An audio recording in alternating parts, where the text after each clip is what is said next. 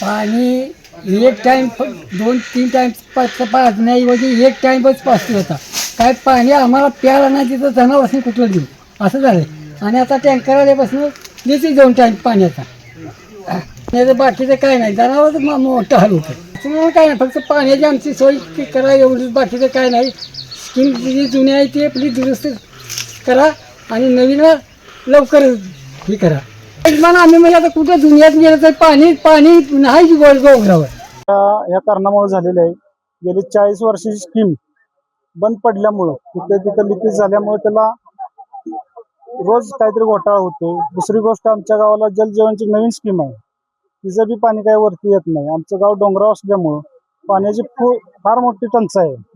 त्यासाठी आम्ही पण प्रशासनाकडे जाताना त्यावेळी आम्हाला मध्येच एक जिल्हा परिषद सदस्य यांच्याकडे भेटलो आम्ही.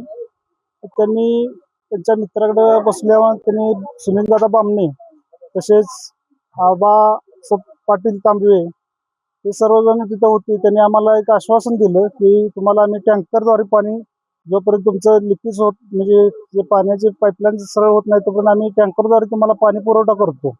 त्यांनी त्यांच्या सहखर्चानं आम्हाला पाणी पुरवठा केलं. आज आम्हाला वनवन ह्या सगळ्या रानातनं फिरायला लागायचं पाण्यासाठी. एकदम म्हणजे डोंगर भाग असल्यामुळे पाणी कुठंच नाही रानात. पण जनावरांसाठी पिण्यासाठी पाणी आम्हाला खालनं आणायला लागायचं. मग कोण काही घरात एकदम म्हातारी माणसं आहे, त्यांना पाण्याची म्हणजे पाणीच त्यांना मिळत नव्हतं. मग त्यांनी हे जाण राखून आम्हाला रोज सकाळी संध्याकाळी 4-5 टँकर रोज पाठवतात. त्याबद्दल आमच्या गावाच्या वतीनं आम्ही त्यांचे आभारी आहोत. प्रशासनाकडे काय मागणी? प्रशासनाकडे आम्ही मागणी केली की आमची पाईपलाईन जी जुनी आहे ती दुरुस्त करून मिळावी, नवीनचं लवकरात लवकर काम व्हावं आणि आम्हाला पाण्याची सोय झाली पाहिजे. हीच मागणी आमच्याकडे प्रशासनाकडे.